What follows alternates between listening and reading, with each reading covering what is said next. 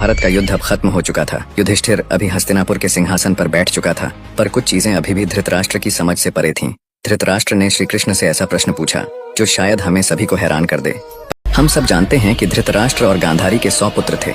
एक दिन धृतराष्ट्र कृष्ण जी से पूछते हैं, आखिर क्यों मेरे सारे पुत्रों को मरना पड़ा। श्री कृष्ण जी ने धृतराष्ट्र को बताया कि लगभग 50 जन्म पहले धृतराष्ट्र ने एक बड़े राजा के रूप में जन्म लिया था। एक बार उस राजा ने 100 पक्षियों का एक घोंसला देखा।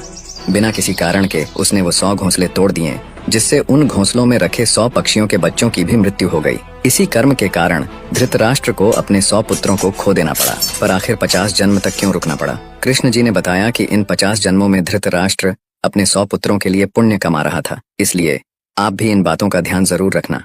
हर कर्म का हिसाब कभी न कभी जरूर वापस आता है। धृतराष्ट्र के प्रश्न का उत्तर मिलने के बाद एक और व्यक्ति था जिसका दर्द शब्दों में बयां करना मुश्किल था। गांधारी। अपने 100 पुत्रों के वध का दर्द उसके मन में इतना गहरा था कि उसने महाभारत के अंत में श्री कृष्ण के साथ साथ और भी कई लोगों को भयंकर श्राप दिया।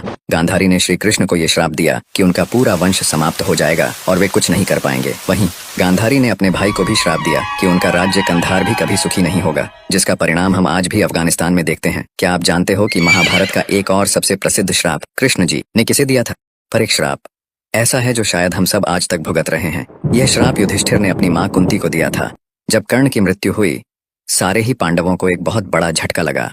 युधिष्ठिर इस बात से बहुत चिंतित था कि कैसे उसने अपने ही बड़े भाई का अपमान किया। उसी समय युधिष्ठिर ने क्रोध में आकर अपनी माँ कुंती को यह श्राप दिया कि कोई भी स्त्री कभी भी अपने अंदर कोई भी बात नहीं रख पाएगी। क्या आपको लगता है यह श्राप सच हुआ।